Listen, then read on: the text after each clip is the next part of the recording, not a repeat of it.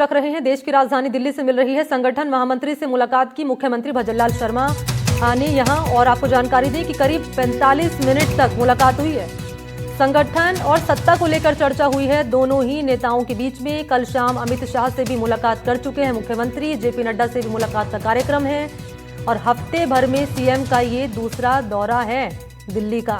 Refinery को लेकर petroleum मंत्री से भी मुलाकात की सीएम भजनलाल शर्मा का। दिल्ली का दौरा और पूरा कार्यक्रम क्या है उनका, वो आपके सामने डिटेल रख रहे हैं, तस्वीर आपके सामने रख रहे हैं। जब अमित शाह से मिले, जब केंद्रीय मंत्रियों से उन्होंने मुलाकात की, और संगठन महामंत्री हैं बीएल संतोष, उनसे भी करीब 45 मिनट तक हुई है मुलाकात।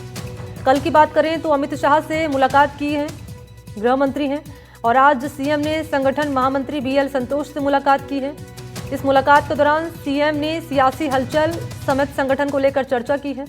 केंद्रीय गृह मंत्री अमित शाह से मुलाकात के दौरान सीएम ने कई मसलों पर चर्चा की है। अमित शाह से राजनीतिक नियुक्तियों और संगठनात्मक रणनीति को लेकर चर्चा हुई है, और भजनलाल शर्मा ने एक पेड़ मां के नाम अभियान के तहत पौधारोपण भी किया।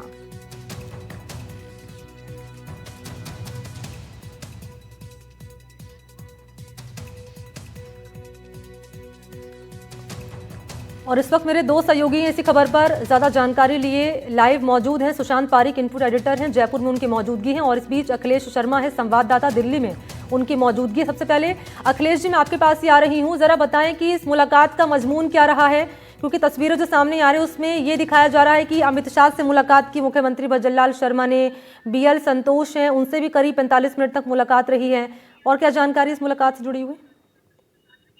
देखिए, दोनों ही मकसद थे उनके। पहली बात तो सरकार के कामकाज और राज्य सरकार के साथ साथ राज्य के विकास से जुड़े कई फैसले करने थे, उसके लिए भी उनकी केंद्रीय मंत्रियों से मुलाकात हुई, जिसमें कि गृह मंत्री अमित शाह के साथ ही पेट्रोलियम मंत्री हरदीप सिंह पुरी से भी उनकी मुलाकात हुई, जिसमें राज्य में रिफाइनरी से लेकर के ऐसे कई मुद्दे हैं जिन पर विस्तार से चर्चा की गई।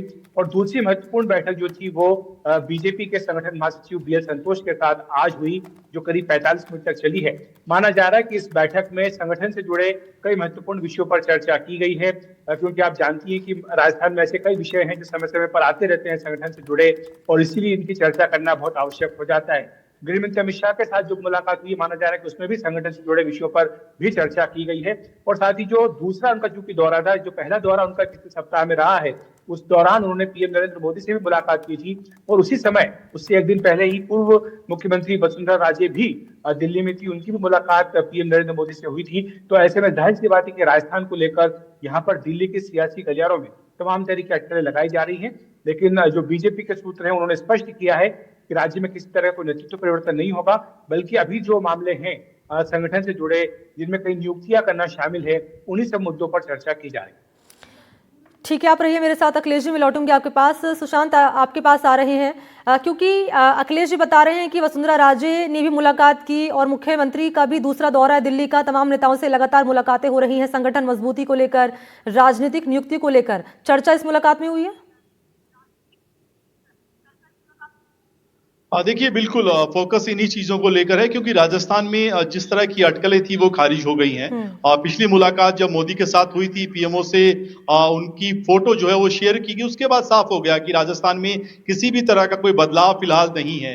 अमित शाह से जो मुलाकात हुई है उसमें 2-3 मुद्दों पर बात हुई है। सबसे बड़ी बात तो है राजस्थान में सियासी नियुक्तियों का जो दौर शुरू हुआ है, खासतौर पे अरुण चतुर्वेदी को वित्त आयोग का अध्यक्ष बनाया गया है, और उसके बाद अब बहुत सारे ऐसे नेता जिनको एडजस्ट किया जाना है, उनकी सूची पर डिस्कशन हुआ, इस तरह की खबर है। दूसरा, पीएम मोदी का दौरा है रिफाइनरी को लेकर, अगस्त के आखिर तक उस दौरे को लेकर अंतिम रूप दिया जाना है, उसको लेकर बात हुई। और तीसरा, बीएल संतोष के साथ जो बैठक हुई है उसमें संगठनात्मक नियुक्तियों को लेकर किस तरह से कई चेहरों को एडजस्ट किया जाना है, और साथ ही पंचायत और निकाय चुनावों को लेकर भाजपा की जो स्ट्रेटेजी है, जो रणनीति है, 1 स्टेट 1 इलेक्शन के तहत, उसको लेकर भी डिटेल चर्चा हुई। तो ओवरऑल प्रदेश की योजनाओं, राजनीतिक नियुक्तियों और खास तौर पर आने वाले चुनाव की तैयारियों को लेकर ये बातचीत रही। तो अखिलेश जी, मानकर चल सकते हैं कि आने वाले वक्त में संगठनात्मक नियुक्तियों को लेकर हम देख सकते हैं कि आने वाले वक्त में इसमें चेंजेस हमें देखने को मिल सकते हैं, और राजनीतिक नियुक्तियों में भी साथ साथ नेता हैं जो लंबे समय से इंतजार कर रहे हैं कि उनको कोई जिम्मेदारी सरकार में या संगठन में मिलेगी। पिछले दिनों राजेंद्र राठौड़, उनका भी दौरा यहाँ दिल्ली का हुआ था, इसके अलावा आप जानते हैं कि सतीश पूनिया है, राजेंद्र राठौड़ हुए, अरुण चतुर्वेदी का भी हमारे सहयोगी ने जिक्र किया कि उन्हें एक सरकारी महत्वपूर्ण आयोग की नियुक्ति उनको दी गई है। तो ऐसे तमाम नेताओं को अब जिम्मेदारी देनी है, क्योंकि संदेश ये जाना चाहिए कि सरकार और संगठन मिलकर काम कर रहे हैं और किसी भी तरह का कोई तकरार वहां पर नहीं है। दूसरी महत्वपूर्ण बात यह भी है कि जो नेता हाशिए पर दिखाई दे रहे हैं कि उनको हाशिए पर भेज दिया गया है या दिखाई दे रहे हैं, उनको भी कोई ना कोई जिम्मेदारी देना जरूरी है। तो इसलिए चाहे वसुंधरा राजे हो, चाहे राजेंद्र राठौड़ हो, चाहे सतीश पूनिया हो या अरुण चतुर्वेदी, तमाम जो ऐसे नेता हैं इनको अब कोई ना कोई जिम्मेदारी देने की बात जरूर कही जा रही है। लेकिन वो सरकार में होगी, संगठन में होगी, कहाँ होगी, इस बारे में मुझे लगता है कि मंथन चल रहा है। आने वाले वक्त में कोई बड़े बदलाव हो सकते हैं कि इस दौरे के बाद, सुशांत?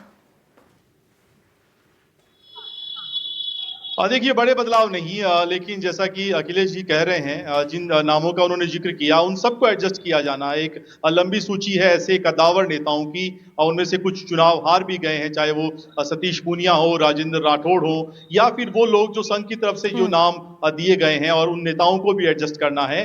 तो सत्ता संगठन का तालमेल और ऐसे नेताओं को जिम्मेदारी देना, और भाजपा की स्ट्रेटेजी रही, हालांकि कांग्रेस आखिरी साल में नियुक्तियां करती है, लेकिन कोशिश है कि वसुंधरा राजे खेमे सहित तमाम जो दूसरे कैंप हैं सभी नेताओं को कोई जिम्मेदारी दी जाए, ताकि पंचायत और निकाय चुनाव में पार्टी एकजुटता के साथ लड़े। और कई ऐसे बगावती तेवर वाले नेता भी हैं जिनको अगर जिम्मेदारी दी जाएगी तो शायद वो शांत हो जाएंगे, ये भी एक स्ट्रेटेजी है।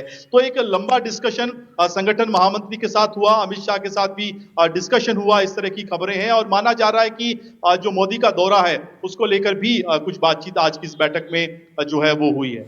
ठीक है, बहुत शुक्रिया आपका अखिलेश शर्मा जी, हमसे जुड़ने के लिए और जानकारी देने के लिए, और सुशांत आपका भी बहुत बहुत धन्यवाद तमाम जानकारी देने के लिए।